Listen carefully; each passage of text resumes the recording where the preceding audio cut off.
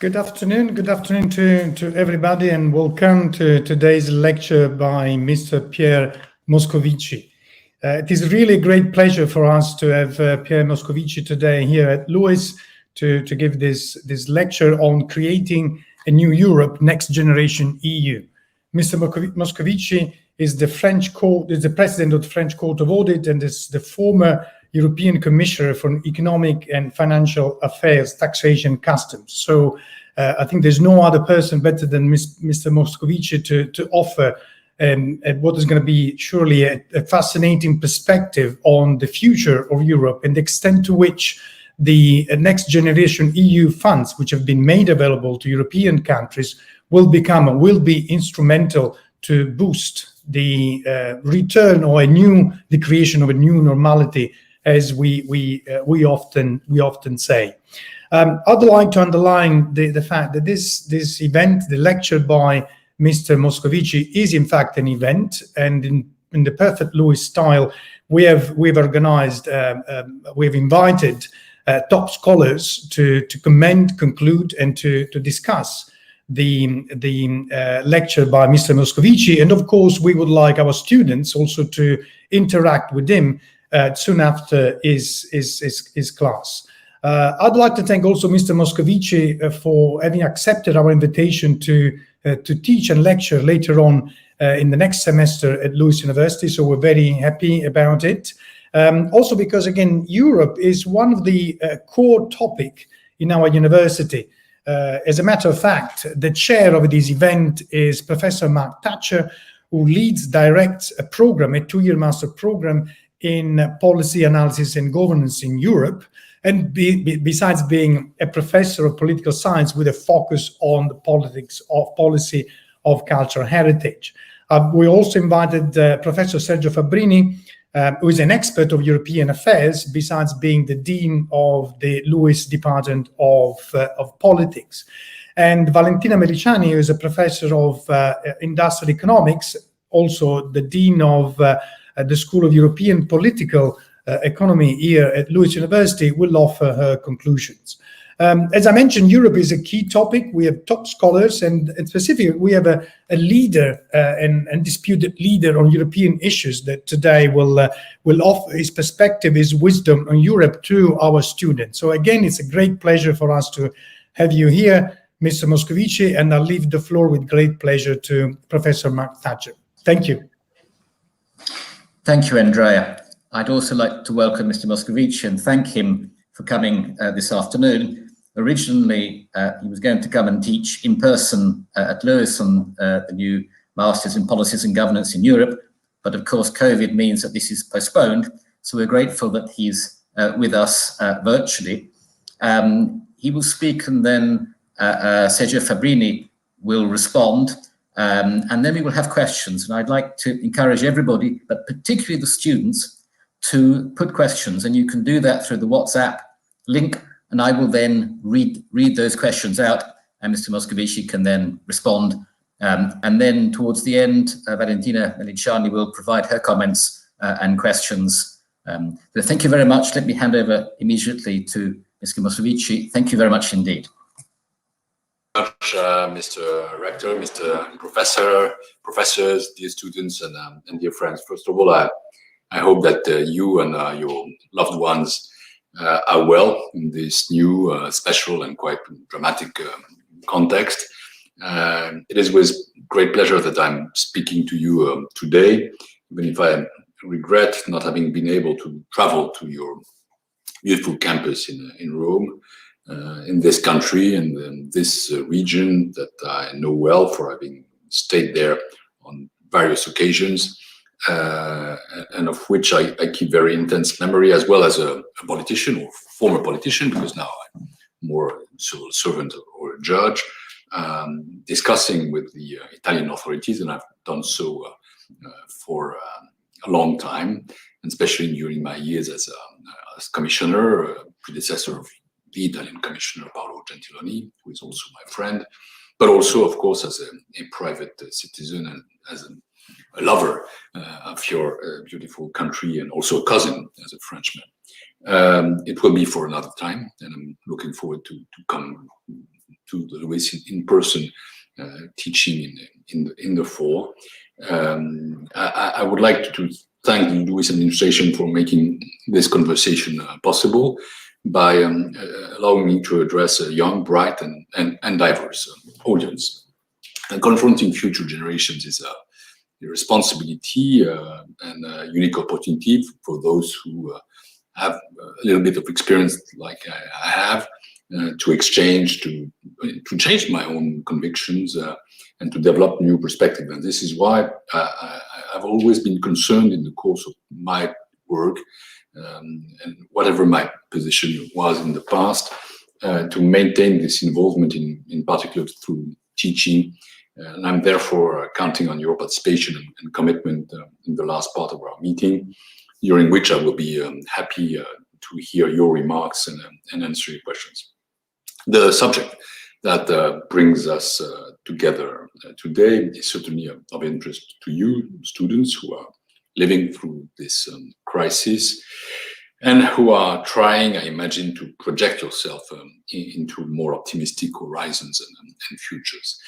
The theme of my speech revolves around the meaning and the scope of the health crisis, and especially about the ins and outs of the recovery plan for our common house of freedom and democracy. That's the way I like to call Europe, or to define it. This community to which your curriculum dedicates a very special attention, and the Rector mentioned that. I know that very well. In order to answer this question, I will start by, I would say, taking stock of what this crisis has meant for Europe and for a country like mine, France.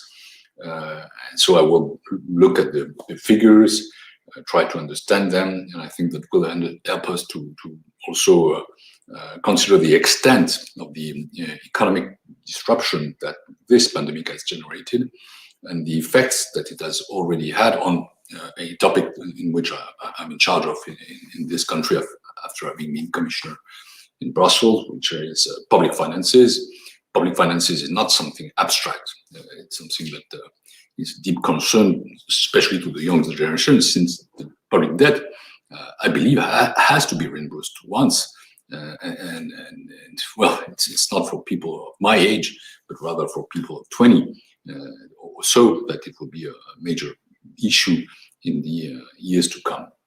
In the second step, I will try to reflect on the responses that France and especially the European Union have made to the health and economic crisis, and especially I will focus on, as the title announces, the next generation EU.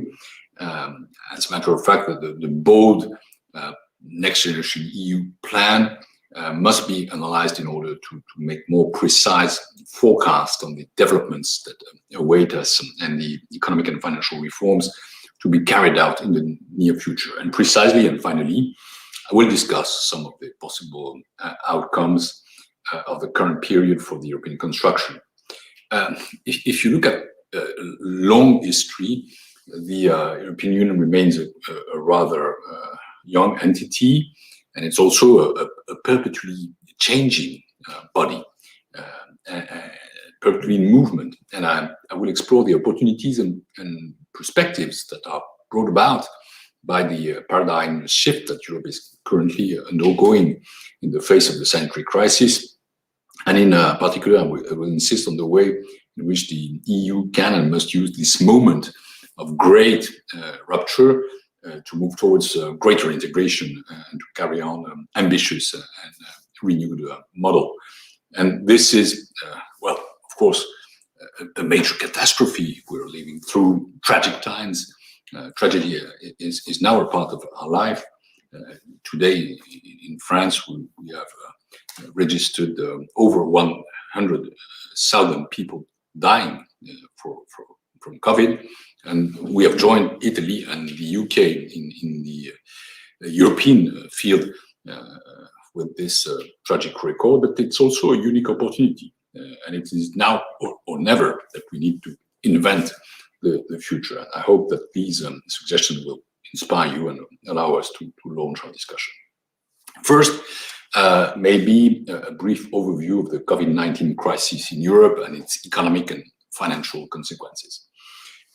If I try to analyze the economic impact of the crisis through figures across European countries, I would say that, first of all, it's not easy to have solid forecasts since the situation is still and always extremely uncertain because there are sanitary issues and every day brings news on that field. Is this vaccine functioning or not? Do we receive enough? What about this or that variant? And of course, the virus is the master of time, and we are fighting it with some success, but also sometimes with some delay. But we already have to look at the experience of what happened for more than a year, and we have, I would say, considering that, solid facts and figures. And what is indisputable is that European economies have undergone an unpredictable crisis in 2020, the scale of which is totally unprecedented. For example, let's talk about the country I know best, as we used to say in the Commission, France. The French economy has experienced a very sharp recession in 2020, with a fall of GDP of 8.3% compared to the previous year. And we have never, ever lost so much in the last 2 centuries, apart from periods of war. In 2019, the French economy produced some 2.3 billion euros of wealth, trillions euros, and in 2020 this figure decreased by 193 billion, which resulted also in the loss of almost 700,000 jobs, and so with a consequent raising unemployment. I'm not in the habit of making sensationalist speeches. I'm rather considered as moderate.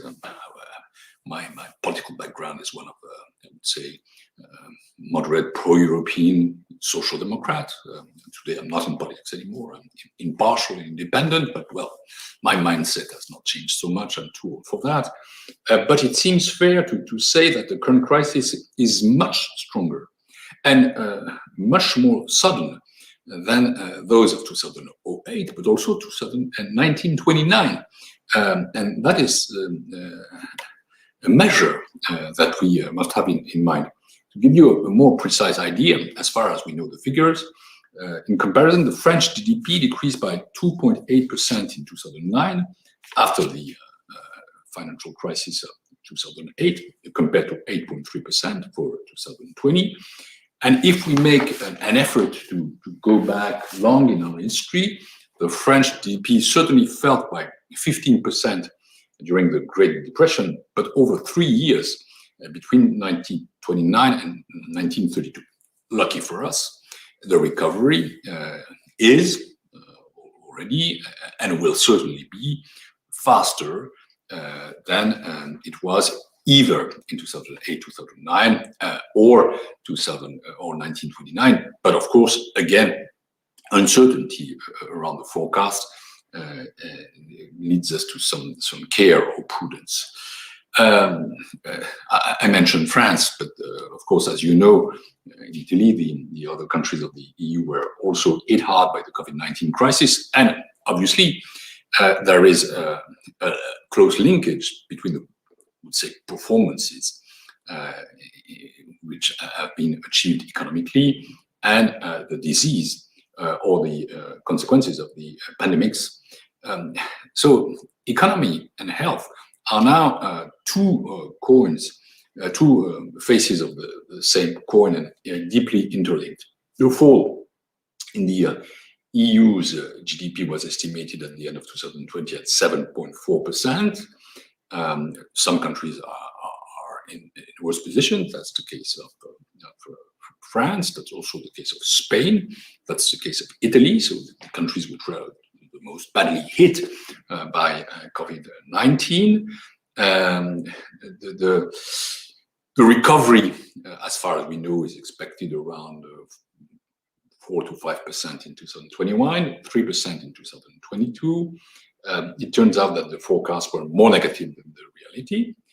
In the end, that the GDP fell by 6.8%, and that proves that there is a quite strong resilience of our economy and a capacity to overcome the shock. But for that, we need to have proper public policies accompanying the way the economy functions. For Italy, you know that the GDP loss of 10% was experienced in 2020, and the rebound is expected at 5% in 2021 and 2.6% in 2022. Again, these figures have to be looked at with great care. Of the larger member states of the EU, only Germany and Poland are expected to reach or exceed their pre-pandemic GDP levels by the beginning of 2022. Thanks, for example, to strong growth in the third quarter. Germany's GDP contracted only, I would say, between brackets, by some 5.3% in 2020. It's below the eurozone average and less than previously expected. But we have also seen that the second and now third wave of infections have slowed down the German rebound to some 3% in 2021 and 2.6% in 2022. I will maybe stop with the figures because they matter much, but there is also a reality, a human reality beyond the figures. At this point, I would like to reflect more broadly on what makes this crisis so singular, I would say. First of all, this crisis is not, unlike the previous ones, the product of a dysfunction of the economic and financial system. I left the Commission in December 2019, and at the time, I remember that all our countries, all of them, and this includes Italy and France, were out of excessive deficit procedure, if you look at the European rules, that all of them had positive growth, and that all of them show as well public debt, public deficit, and unemployment well-oriented. That means getting down. On the contrary, this time it is the sanitary measures, and especially the lockdowns, which have simultaneously created negative shocks to supply and demand. Let's be clear, they were absolutely necessary, those measures, because we have priced life over economy. But it had a major cost on economy. The containment or lockdowns has had a significant impact on the functioning of some sectors, such as the automotive, air transport, catering, accommodation, culture, communication, tourism. And these sectors are sectors which are of high importance in countries like, as well, Italy and France, which are both of them world leaders as far as tourism is concerned, for example. And these sectors have fallen to levels around 10% of their normal activity, and they have not yet recovered. And each time there is a lockdown, of course, they are absolutely flat. And we are, for example, in France, in a situation where since October 2019, no restaurant has been opened in this country. At the same time, consumption fell by a third in March and April 2020 compared to the pre-crisis situation, which led to a jump in savings, particularly for the wealthiest older households, but for everybody, as a matter of fact. Between March and August 2020, households accumulated just over 85 billion euros in bank savings in France, and now it seems to be over 120 billions. And of course, the way these savings will be spent or not in the future is one of the key parameters of what could be the post-COVID crisis recovery. If we look at that, there is an obvious conclusion that we can see whatever the forecasters is that we are not able to count on a V-shaped recovery that could be a fall and then immediately a recovery. The economic recovery is taking the shape of, I would say, bird's wing or a square root. And this means that after the 2021 rebound, the recovery will then be more gradual. And the level of activity at the end of 2019 could be reached only by the beginning of 2022 in European countries for the most favored or for the less favored by the end of 2022. And this has consequences. I think, for example, wisely, the Commission decided to suspend the implementation of the rules which were not relevant in 2020, in 2021, but also in 2022, waiting for the moment when we will have recovered the pre-crisis GDP level, let's say end 19. Inevitably, the budgetary outlook and the public finances are impacted by the health crisis, and they will be impacted by the health crisis in the long run.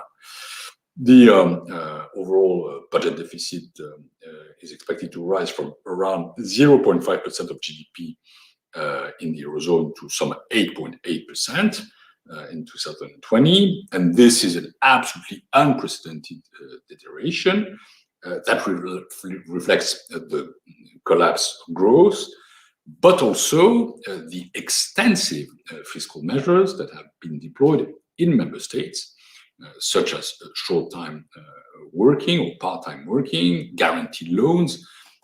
In this country, France, this is absolutely massive. This represents almost 100 billion euros. That means doubling of the budget, and that has also a consequence that the debt to GDP ratio reaches nearly 102% in the eurozone. This was the case in 2020, and this should be also the case in 2021. This is some 15 to 20 percentage point above the 2019 level. And in this context, the medium-term sustainability of public finances, i.e. the capacity to finance public services and to repay the debt, is a central issue in European member states' financial strategy. And this calls for the utmost vigilance. I would add one point on that, is that we see a very peculiar situation, because you know that the debt to GDP ratio theoretically should be at 60%. I'm not saying forget it, but we won't see it for a long time. I'm afraid that I won't see it in my lifetime, even if I live long, which I couldn't say I expect, but I certainly hope. But there is a gap between the fact that if you compare the three largest countries in the eurozone, France, Italy, Germany, Italy is over 160%, France around 120%, and Germany at 70%. So there is a gap of some 90%. And so we are living with the same rules, but of course with a very heterogeneous situation, which is only sustainable for the time being due to the fact that interest rates are so low that the service of debt, meaning the cost of reimbursing debt, is getting down paradoxically, even when the public debt is raising.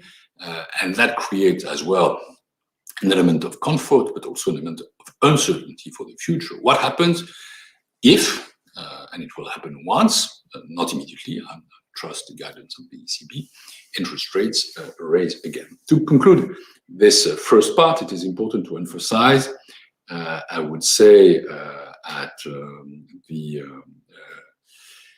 global level, that there is also an asymmetric nature of the shock and also of the responses by the shock between the choices that were made by countries of strategies, zero COVID or accommodating COVID.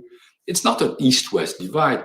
It's not either an authoritarian versus Democrats divide, because, for example, South Korea, which chose a zero COVID solution is a democratic country. You can compare with some other authoritarian regimes, but economically, we can see that we, the Europeans, are facing a risk of a double gap.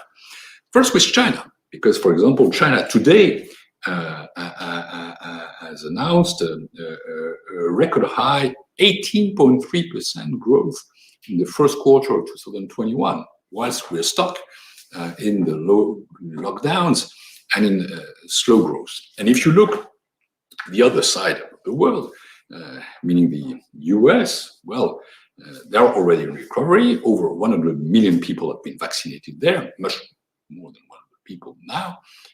And they are also deploying massive plans from the Biden administration, as well a stimulus package of $1.3 trillion after $900 billion last year.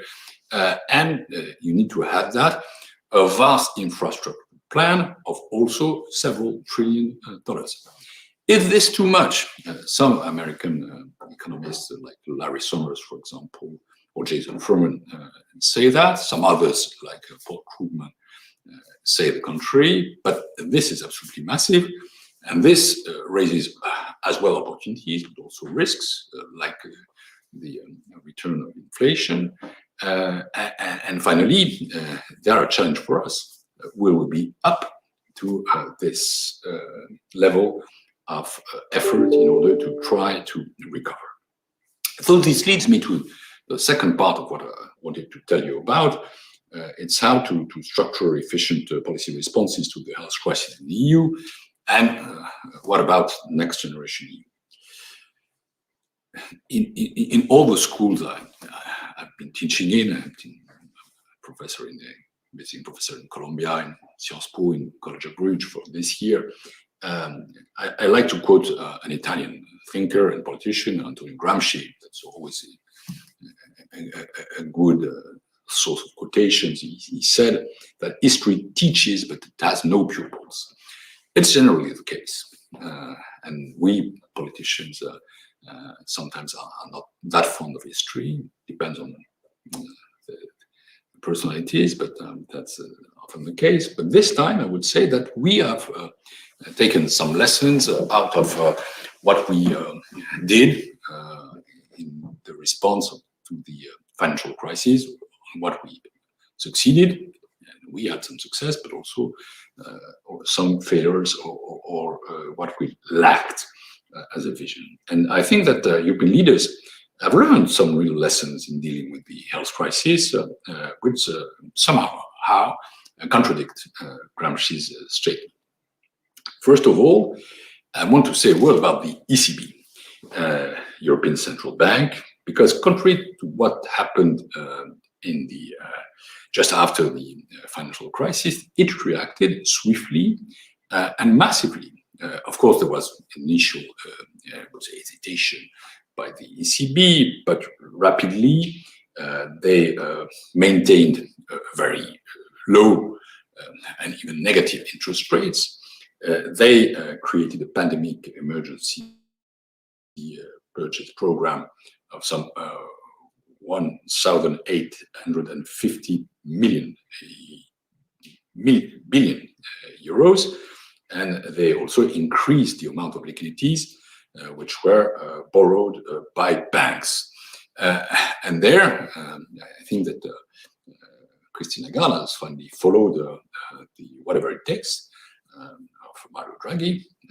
It's not because he's your prime minister today, but I've got a great admiration for him. We've been working together very closely when he was the chair of the ECB and I was commissioner. We represented the EU in so many meetings, but his vision at this moment, and also the change implicitly of the mandate of the ECB that he decided, saved the euro in 2012. And we are living on this heritage.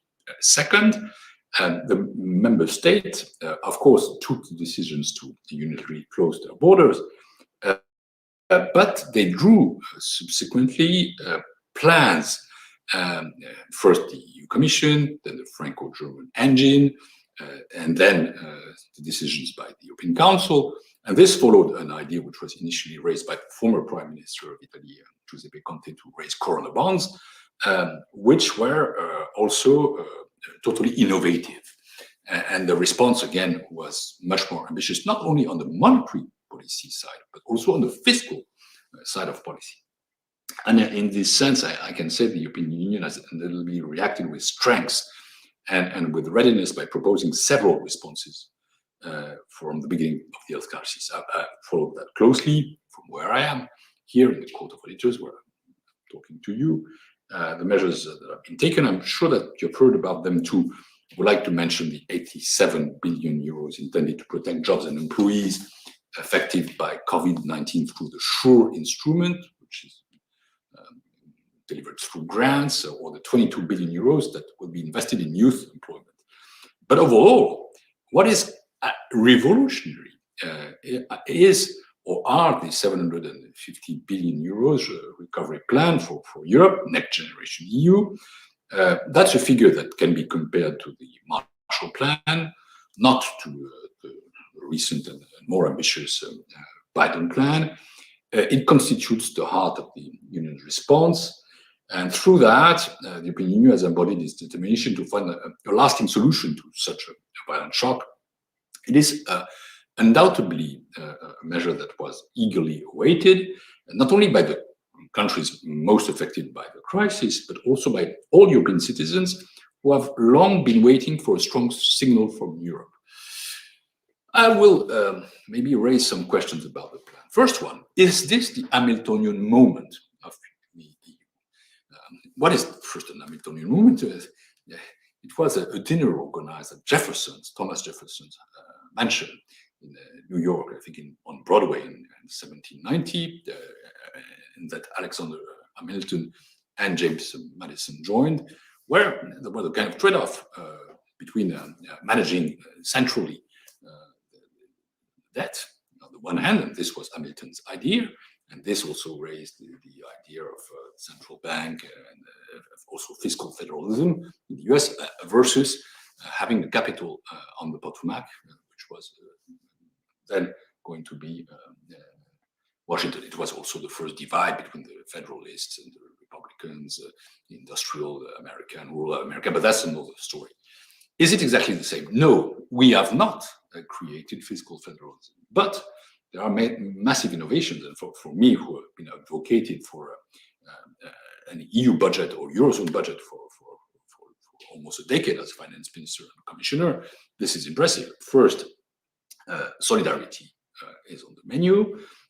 Second, then we are acting through grants and not only loans. And the grants are mandatory in the 750 billion euros, so some 390 billion euros. And third, for the first time, the EU consents to neutralize a part of the public debt. The big question is, will this be a one-off or will it become permanent? And this has to be proven in the years to come. Second question, the Europe sank the coronavirus. It's a somehow provocative question, and I admit that. But however, it is clear that European integration is increasingly taking place in the midst of crisis. And it's shown by the economic, financial, banking integration provoked by crises, and especially in the eurozone. And I think that the Next Generation EU recovery plan, approved last July at the European Council, is the latest development in a strategy that has been hard won by the European institutions and the member states. This embodies as well the difficulties and the possibility to strike compromise and deals between divergent European interests. I know how hard it was to negotiate. I know, and I understand the resistance of the frugals. But finally, what is major there is the idea that finally, in that kind of situation, nobody can prosper on the difficulties of other, and that solidarity must become the most important game in town. And that's what Next Generation EU also symbolizes. I'm convinced that Next-Gen EU is a positive step in European construction, but we have to be cautious on its efficiency, and we must not divert ourselves from this preoccupation.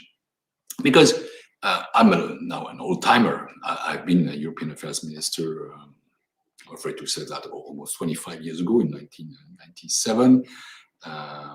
And I was, for example, in Lisbon when it was adopted the Lisbon Strategy, the most quoted line of transforming the EU into the most competitive and dynamic knowledge-based economy in the world by 2010. It proved to be some hubris. A decade later, that was adopted the 2020 strategy thought to promote smart, sustainable, and inclusive growth. So that kind of discourse we are quite familiar with. But so the question is, what's different now? I think what's different is that it's not only a flagship, that we are also discussing on implementation, and we must be, I think, very attentive to that, because first, when will this be adopted? And the question of ratification is there. How is the money going to be controlled? And let's be clear, for example, Italy is going to benefit from 200 billion euros. You need to make sure that this money goes to the proper target, which is how to green the economy, modernize the economy, reduce inequalities, enhance productivity. These were discussions that I have had with the previous Italian governments, and especially in quite dramatic manner with the Conte, Salvini, Di Maio government in 2018. This must not be a missed occasion, because the worst case scenario for the EU would be a stagnant economy, the return of massive unemployment, secular stagnation, as said Larry Summers. And for that, we need to make sure that there is ownership and efficiency. That's my point of view of today. The president of the French Court of Auditors, and I've got, I would say, some concern or vigilance about that, because I want this to work. And especially, I've got two matters of preoccupation. The first one is we must be careful about public debt in the future and the stability of public debt, and we must adapt progressively our public finances to that, not immediately, but when we've got recovered our pre-crisis to GDP level, we must be attentive to the quality of public spending. And that's a message that I also deliver to Italian friends, because we share more or less the same situation. I will end to leave room to our discussion on maybe some quick developments on how we can build the future of the EU after the sanitary crisis. Another quote is by another great source of quotation is Winston Churchill. He said, "Never waste a good crisis." I don't know if he said that, but it looks like him, and certainly that's a reality. So I would just mention three paths, because I'm convinced that the EU has serious reforms to undertake to its internal organization, to also its policies in the future. The first one is we must reflect on when will we get out, not of the whatever it takes of Mario Draghi, but on the whatever it costs of Emmanuel Macron. And there, let's be careful. The priority must be recovery. And that's what Next Generation EU is about. That's what also national policies must be about.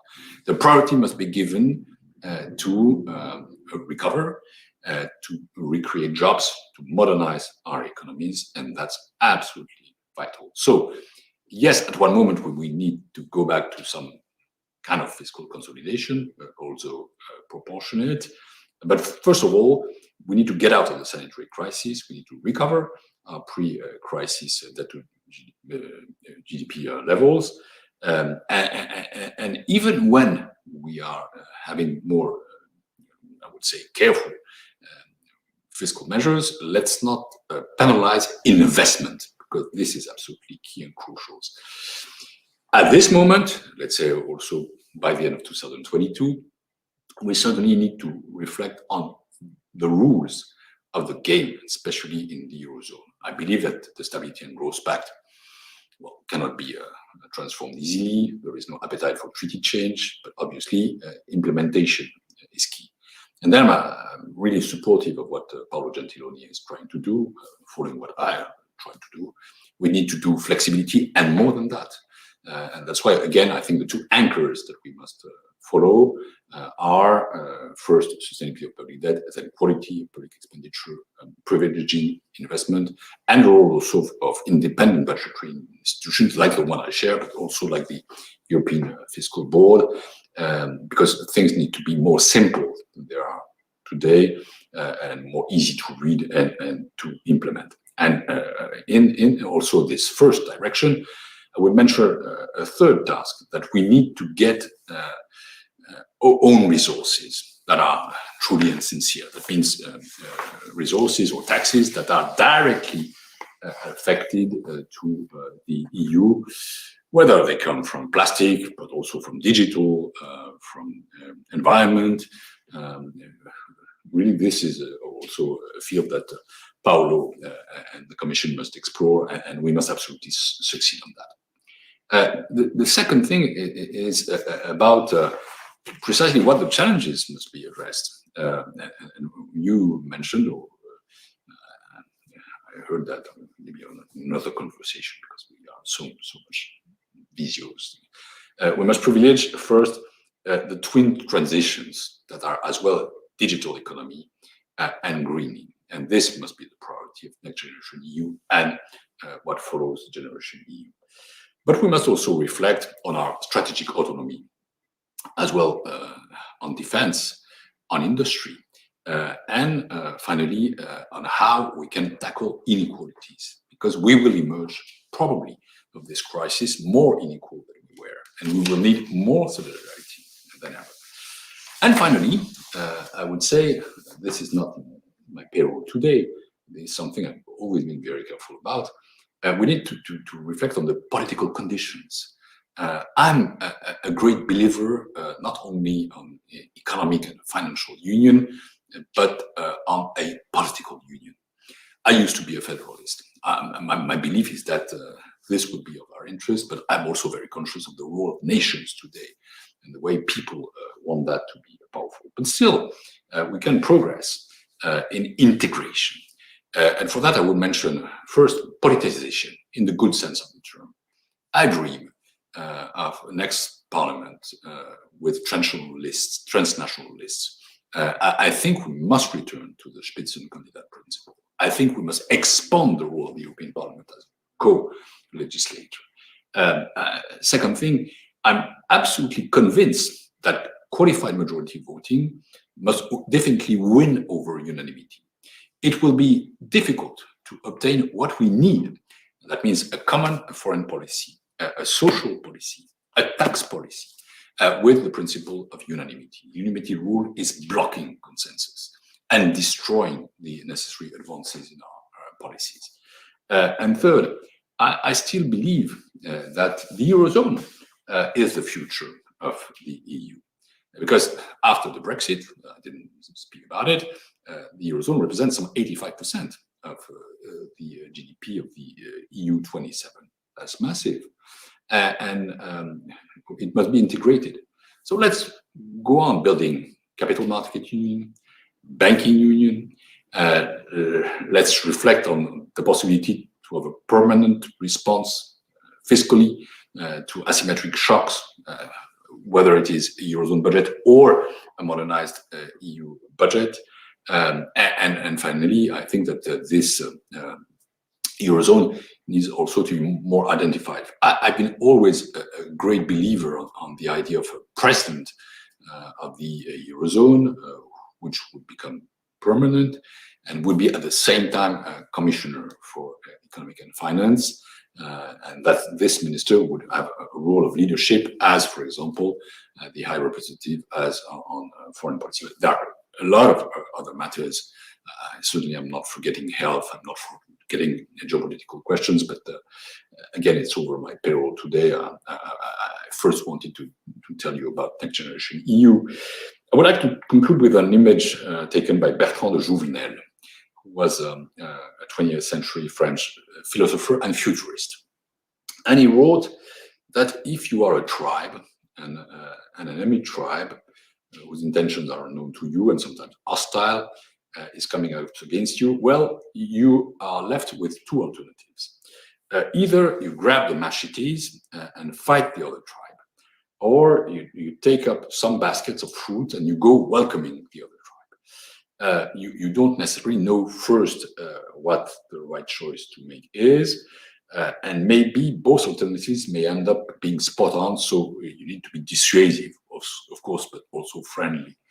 But there is certainly one thing that you cannot afford in any way, that half of your tribe should carry machetes and the other half carries a basket of fruits.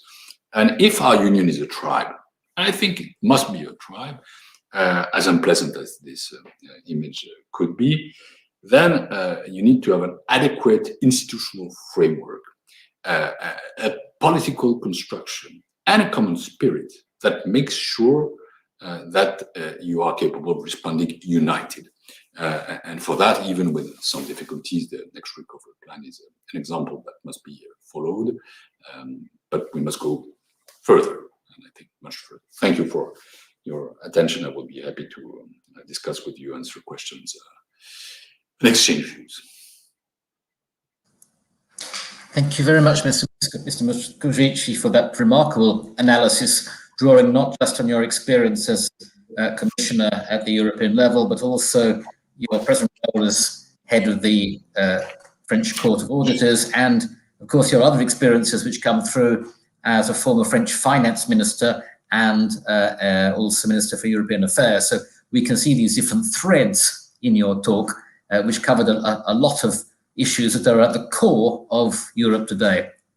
So I'm going to invite, first of all, Sergio Fabbrini, who is the Dean of the Department of Political Science, but is also a special advisor to your successor, Paolo Gentilini, to make some initial comments. I would welcome people to send through your questions. I have one, but please send them through on WhatsApp so that we can put them to Mr. Moscovici, especially students. We really welcome your questions and comments.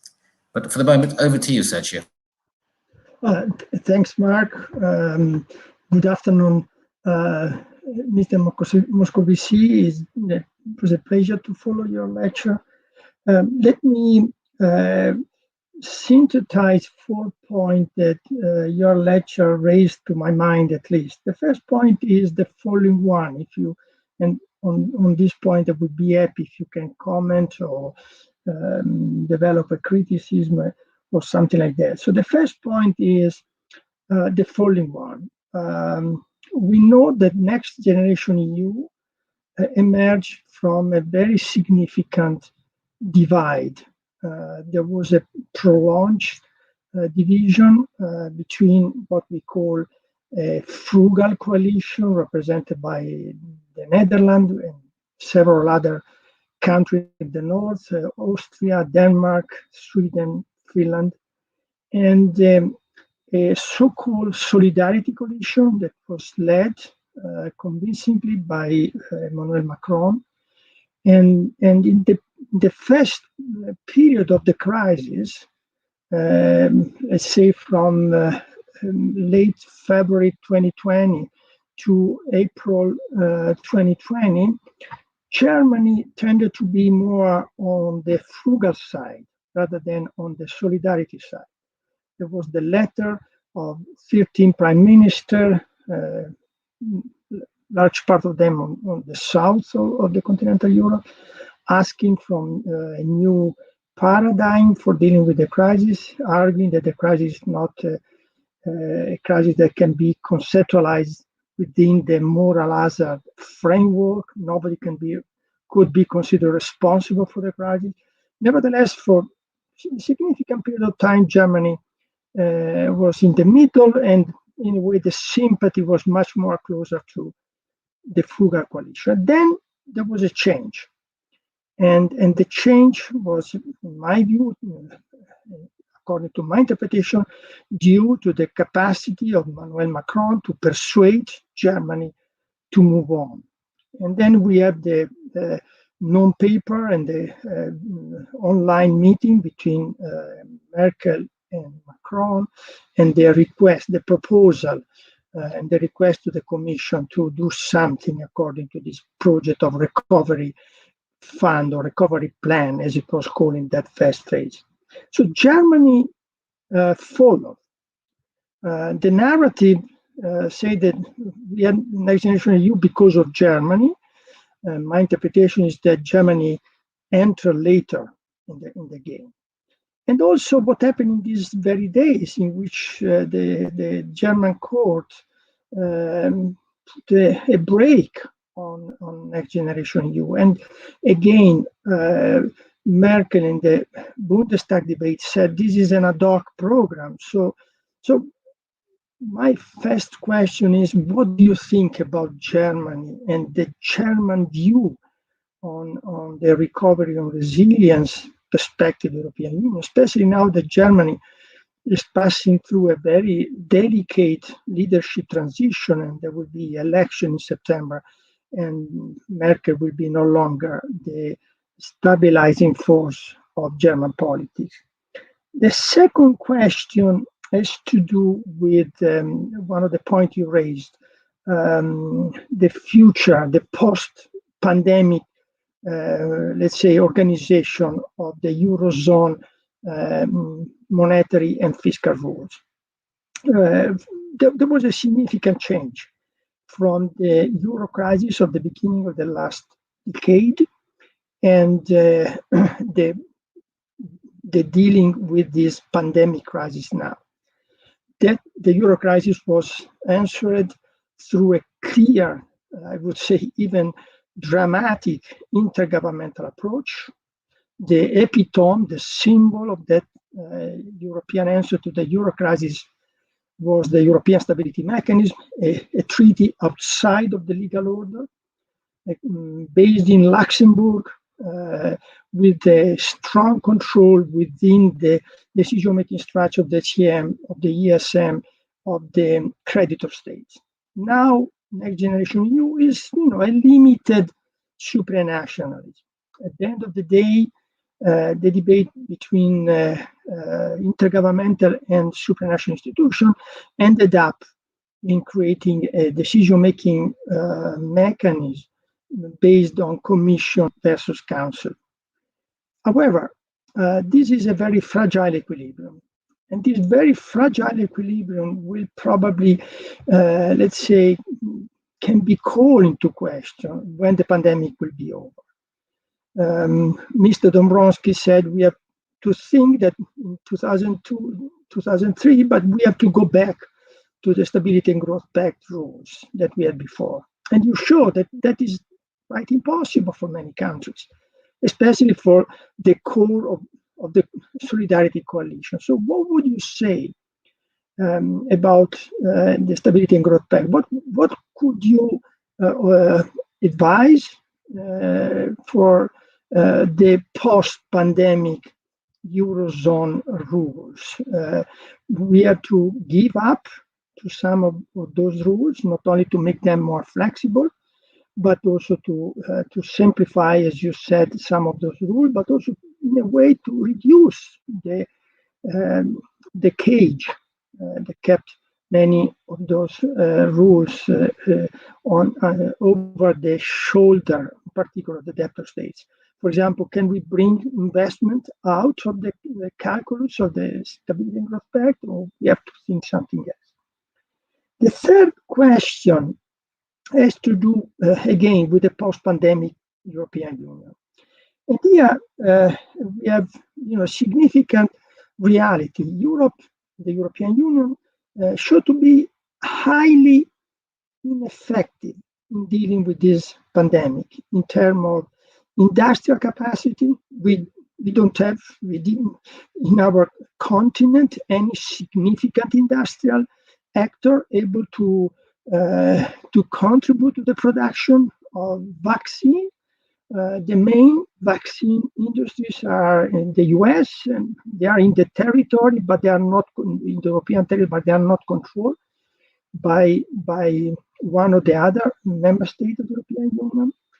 And we don't have even important, as European Union, important research center, university center for doing serious research. We didn't invest neither in research nor industrial policy. We were much more preoccupied about competition rules, but the competition rules were interpreted as a competition rule within Europe, not between Europe and the US or China. So what would you think?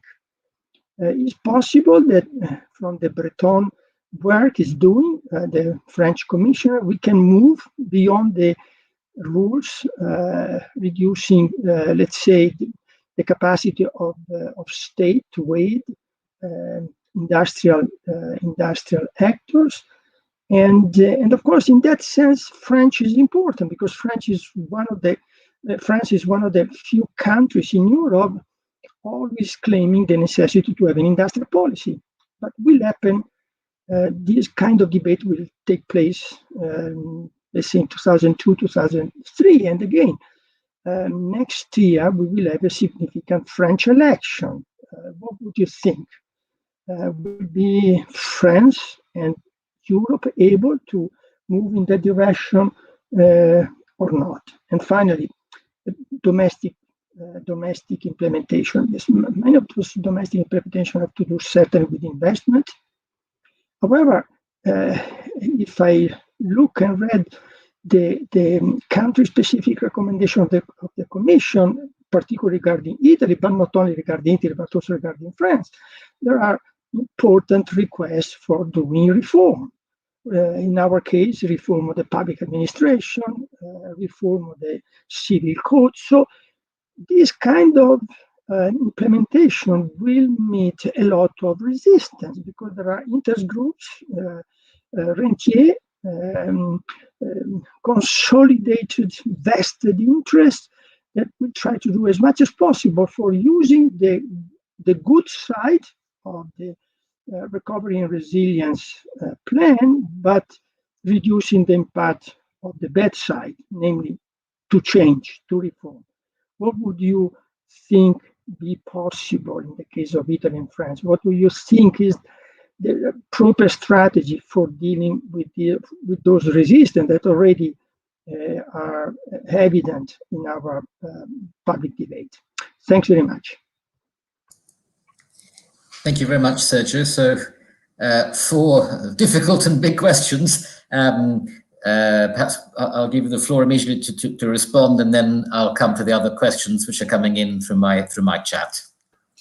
Yes, because these are 4 important questions. I try to go as rapidly as possible, even if they're not that easy and massive, because we need also to exchange with the students and with the public.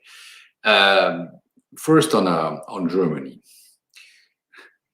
As I said, I'm very conscious of my background. I'm a typical French social democrat, pro-EU politician. I've been deeply involved in all the combats for flexibility, for solidarity, for Eurobonds, and not waiting for the last crisis. But one thing I've learned, and especially from the years I've spent in the Commission, but of course I've learned that before as a member of the European Parliament or a member of the Council twice, is that if you want to be a good politician, you also need to have empathy.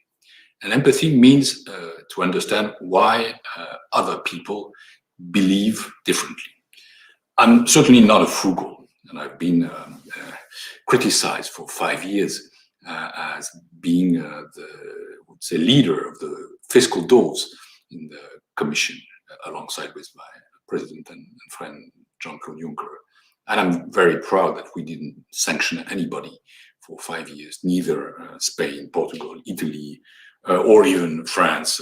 That would be silly. But we also managed to obtain very important change, and especially reduction in public deficits in all these countries. And finally, there was no country EDP in 2019 when I left office. But I understand why the frugals are frugals.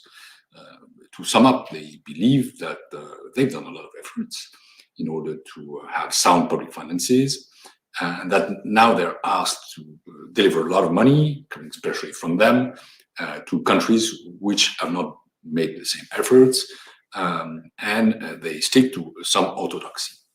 And it's quite logical that Germany is in this attitude since from the start, and it's even in the constitution with the debt break rule. The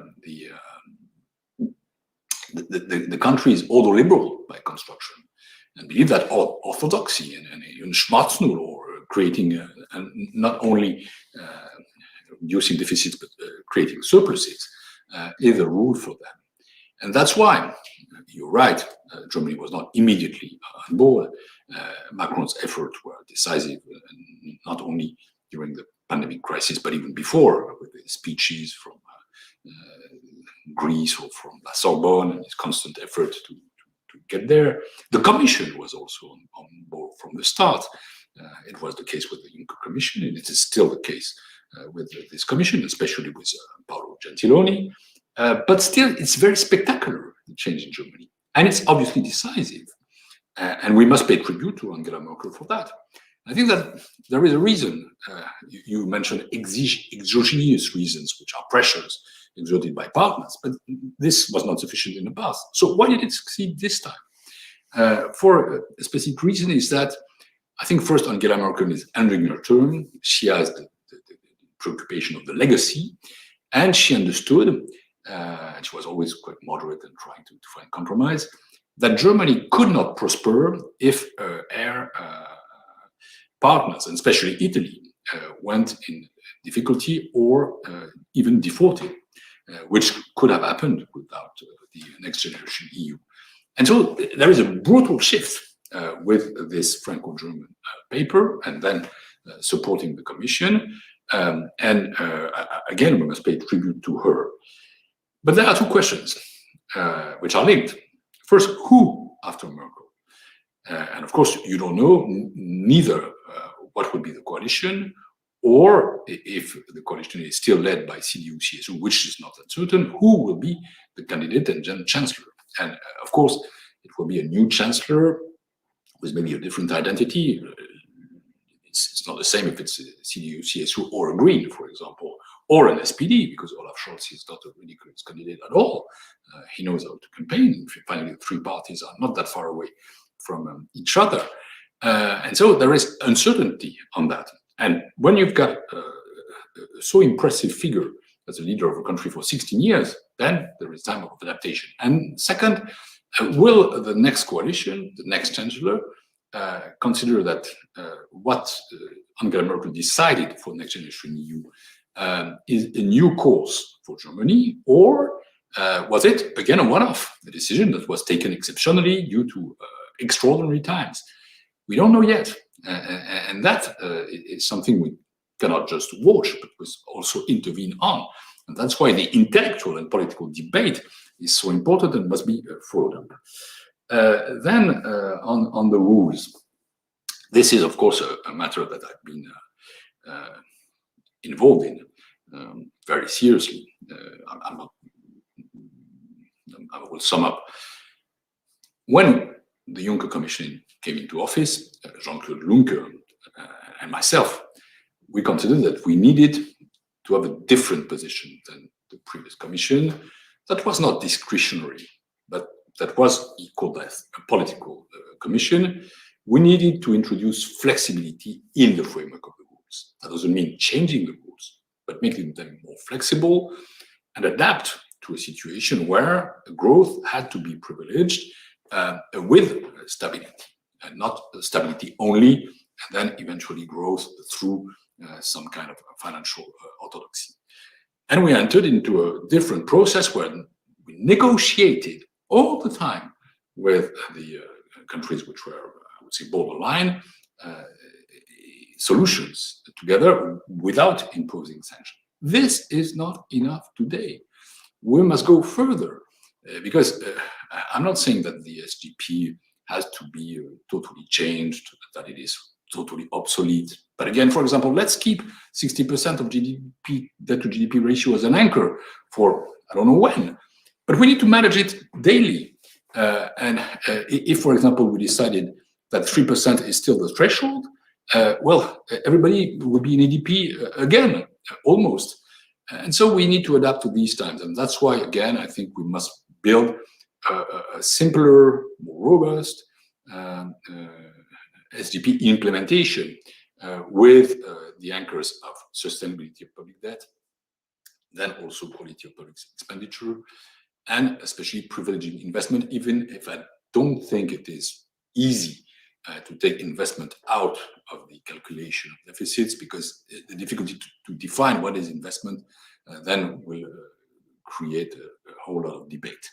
And I hope that this will start, especially during the French presidency, beginning of 2022, and that needs to be completed end of 2022, because we need rules. We cannot unplug the Stability and Growth Pact forever. And when we will have recovered the pre-crisis GDP level, then we need to have something that is robust and working. I know that Paolo is working on it. He has all my sympathy, because I think he has the right approach. As for Valdis Dombrovskis, I know him well too. We've been working together. Well, he's clearly not in that philosophy, but he can also be pragmatic and convinced and more flexible, finally, than he initially thinks. One thing you mentioned, and I agree with, is that we must absolutely reinforce the commentary method. And I'm strongly in favor of the ESM becoming an EU institution, and a eurozone institution. I don't think that the Eurogroup must become the board of the ESM. I think, on the contrary, the ESM must integrate the EU institution. It is a precious tool, but it must be in the framework of the institutions. As far as vaccine is concerned, this opens the way for reflection, because I'm talking about next generation. Basically, it's a major breakthrough, even if, well, let's be careful. It was adopted in July, and it won't be implemented before July. That's okay, because we are still in a very bad sanitary situation, but let's speed up the ratification. I close this parenthesis. But there is a paradox, is that all these big pharma companies, they are chaired, or they are alimented by the thinking of Europeans. The president of Pfizer is Greek from origin. The president of AstraZeneca is French. The people who reflected on ARN are either French, German, or even from Turkish origin. But the industry is not there. And we have a problem there. That's a problem of brain drain. That's a problem of investment in research. That's a problem of defining an atomic strategy, especially in the field of industry. And I fully support what Thierry Breton is trying to do there. This is massive. Invest in research, and also try to together create industrial cooperation, which are very strong in order to be autonomous and to be a major player in this global world where economy is used as a weapon, especially by the US and China. We are still a power economically if we are united, or else we are just countries of some importance, but we are not a power in the global world. I belong to a country which invented vaccines, as a matter of fact. Well, I'm troubled by the fact that the country of Pasteur doesn't have a French vaccine. We will have that at the end of the year. But there are Chinese vaccines, Russian vaccines, American vaccines, Anglo-Swedish vaccines. What about France? And so, well, this is a challenge for us, and not only a challenge for France, but a collective challenge. And finally, about CSRs and implementation. So that's something we must be attentive to. I think we avoided the worst, which would have been a kind of strongly conditional mechanism. And I know how reluctant Italian people were to the idea that this would operate through loans delivered by the ESM. I think that was basically okay. And that's why I was always in favor. A budget must act through grants more than through loans. But still, at one moment, you must understand, again, I move back to empathy, that other people who deliver the money ask you some control about the way the money is implemented. And I think that's one of the reasons why maybe there was a shift in Italian politics and confidence given to Mario Draghi. I'm not intervening in Italian politics, but I must say, again, great dedication, admiration, and friendship for Mario, and confidence in what he's doing. And Italy needs that, and France needs that. As I said, we have 160%, 120% debt to GDP ratio, whilst Germany is at 70. And so when we are given, and the situation of France and Italy is not exactly the same, France will have some 40 billion out of the Next Generation EU, and Italy 200 billion. We must be careful that this money is carefully implemented. And for that, I think we need to have a cooperative, positive dialogue with the Commission and reflect on the CSRs. CSRs, they have a default, is that they are sometimes too intrusive and designed from elsewhere, and they might seem technocratic. But they have also a merit, is that they force to dialogue with the country. And if they are well designed, then there can be ownership. And I hope that there can be, on the one hand, ownership, on the other hand, implementation. And that means also part of, let's say, dialogue and control.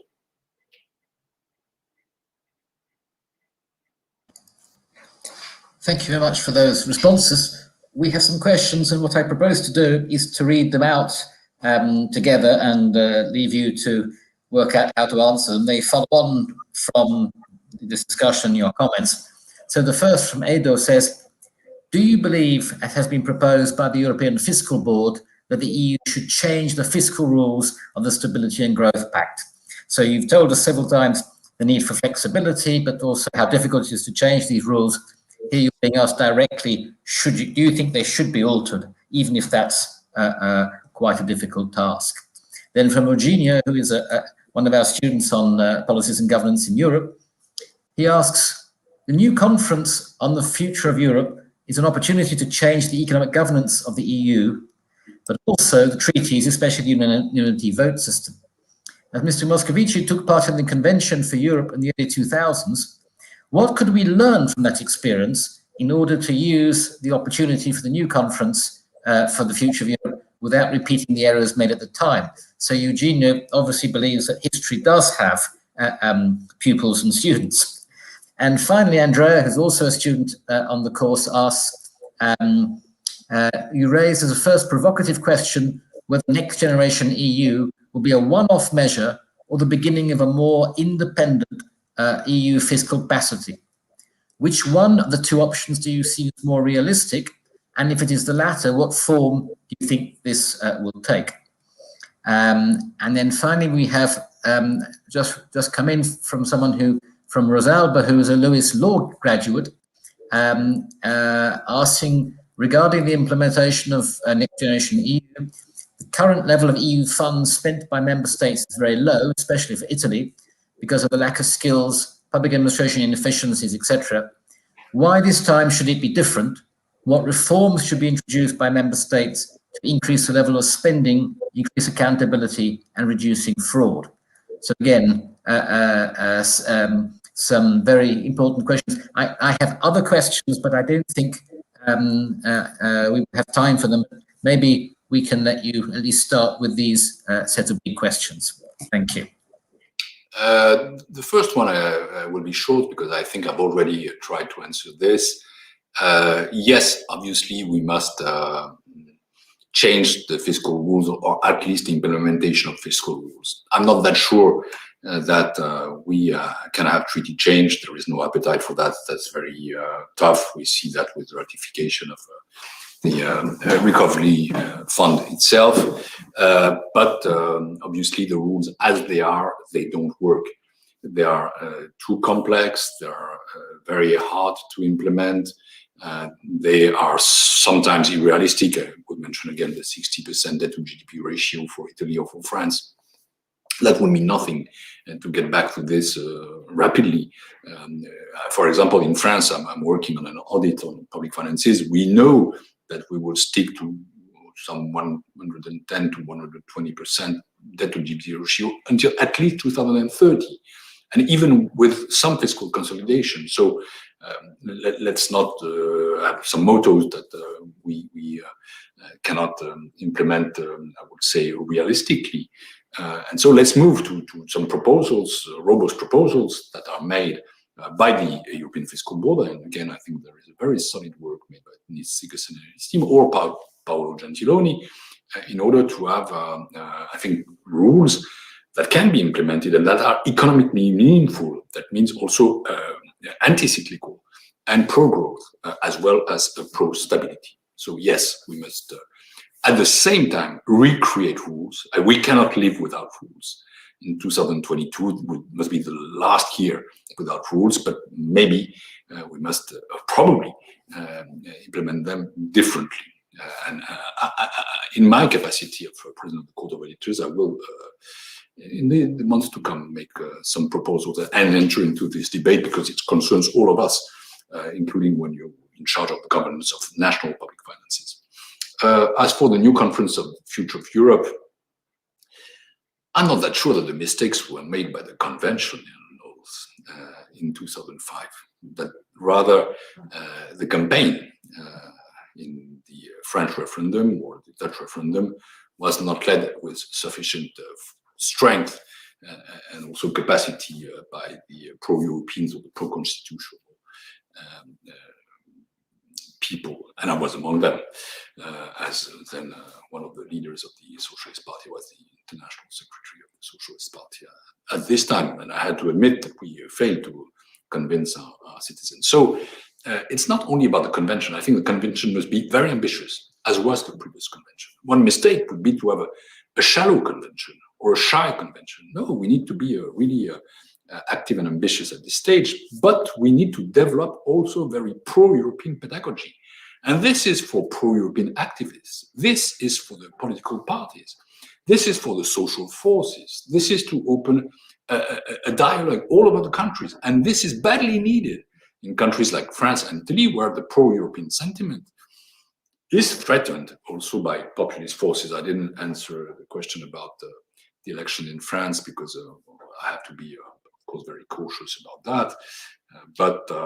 Well, this will be a fight. And I know that the pro-Europeans in France and the progressives in France especially have a hard time ahead of them. I'm quite confident that Marine Le Pen is not going to be the next president in my country, but it's not a given for today. And that is also about Europe. And that's a political fight. So, no, let's rather have an ambitious convention and also dealing with these matters.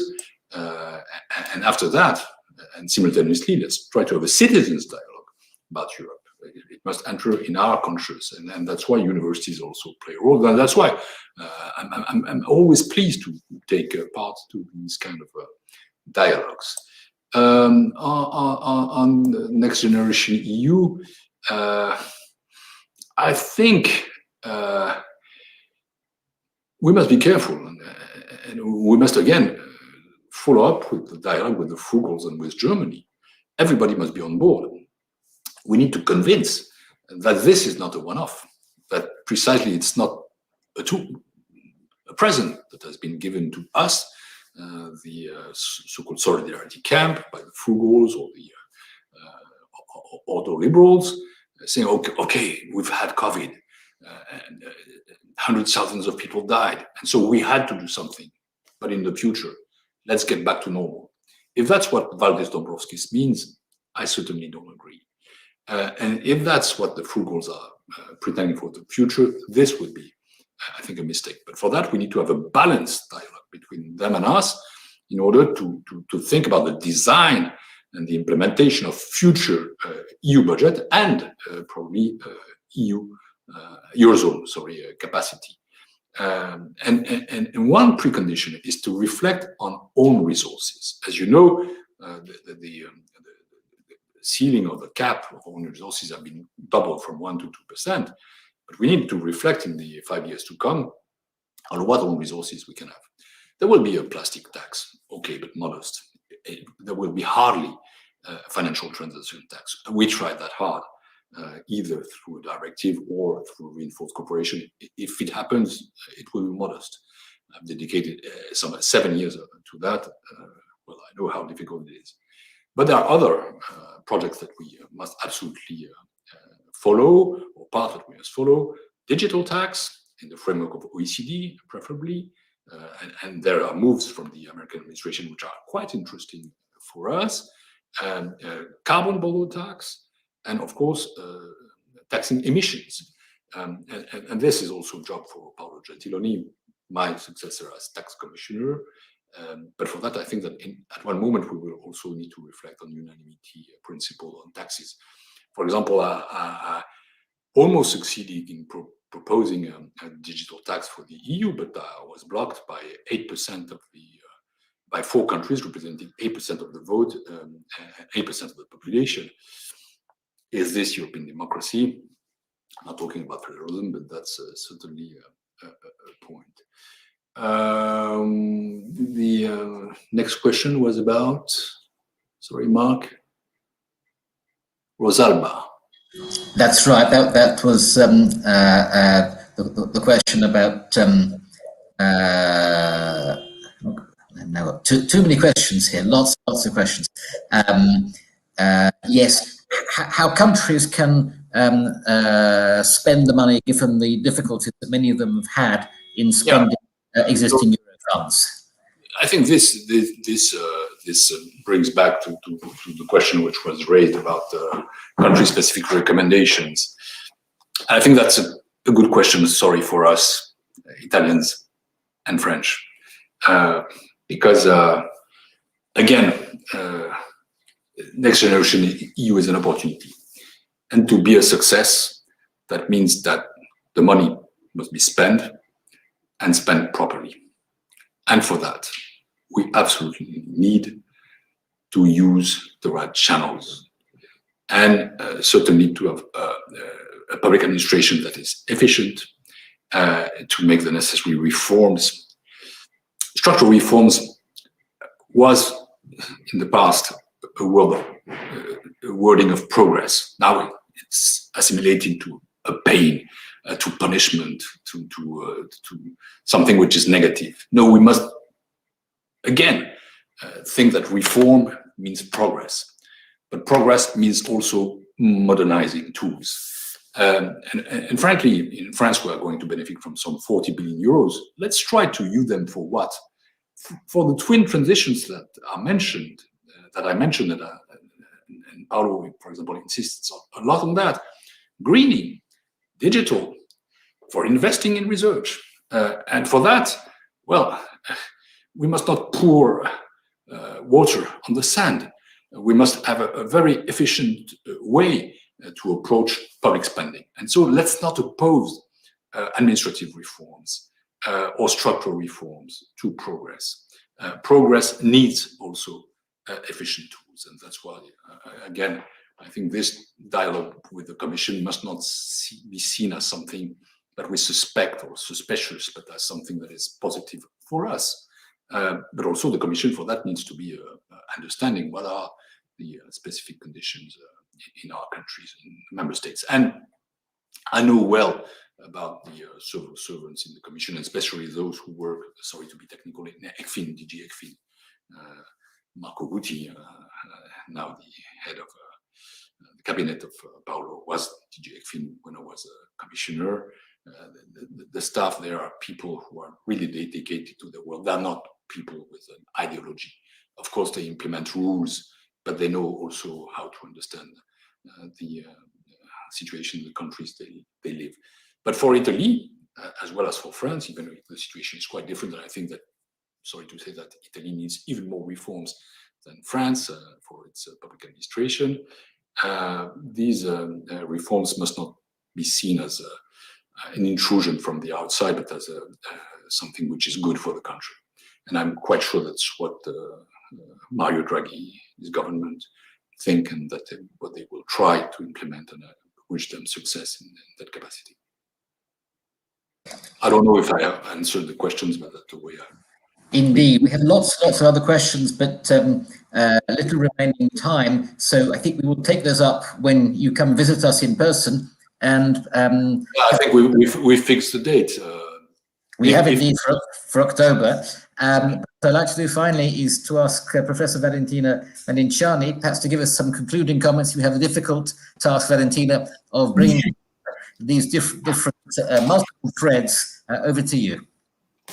Thank you very much. It was really a very interesting afternoon listening to this debate, this words from Pierre Moscovici with all his experience in the field, and also his sensibility towards these important issues. I think we can I just want to really say very few words on the fact that this time Europe was able to take this crisis as an opportunity. Next Generation EU is a step forward in the progress of European integration, and as it has happened in the past, in the critical moments, the European Union has made this important step forwards.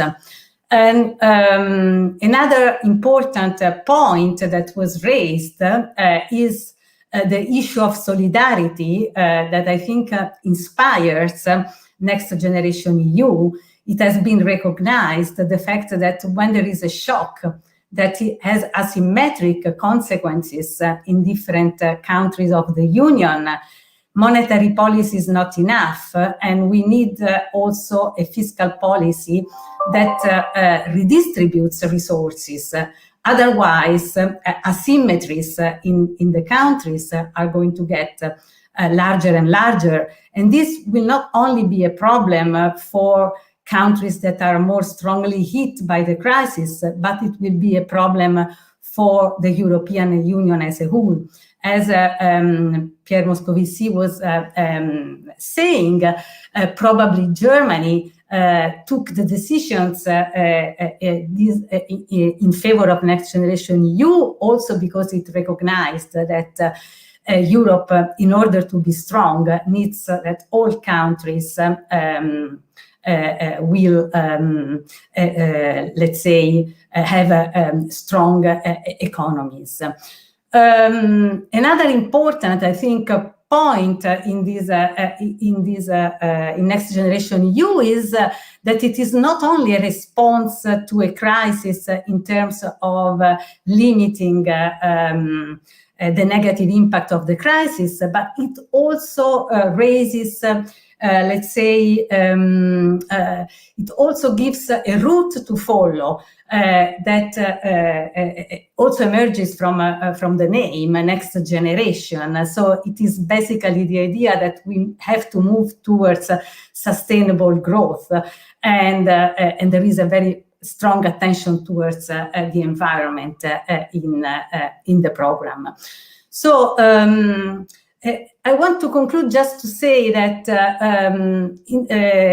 the success of this initiative, so we have several times asked the question of whether it will be a one-off initiative or whether it is a step forward towards a stronger fiscal union. I think this will depend very much on the success of this program. And as an Italian citizen, we are, let's say, the major receivers of these funds. So I think that we have a strong responsibility in this case to be played. And it will really depend on our ability to use these funds in an efficient way and to foster investment and to move our country back to a path of positive growth, whether this initiative will succeed or not. And reforms of the public administration, the justice will make a difference, are very, very difficult to be implemented, but will make a difference. And therefore, we need really to make important choices. I really thank Pierre for this enlightening lecture, and I also want to thank a lot Mark Thatcher for organizing this lecture, and Sergio Fabbrini for the very important and stimulating debate. I also want to thank a lot of the students that have attended this event and have raised many questions. I think this is just the first step. We will continue discussing this important topic. So thanks a lot to everybody. Thank you, Valentina. Pierre, Yes. go ahead, go on, Pierre. I want to say something that I really truly believe, and it's not because I'm talking here in the Louis in Rome, is that Italy is a very special country for the EU and has a special responsibility.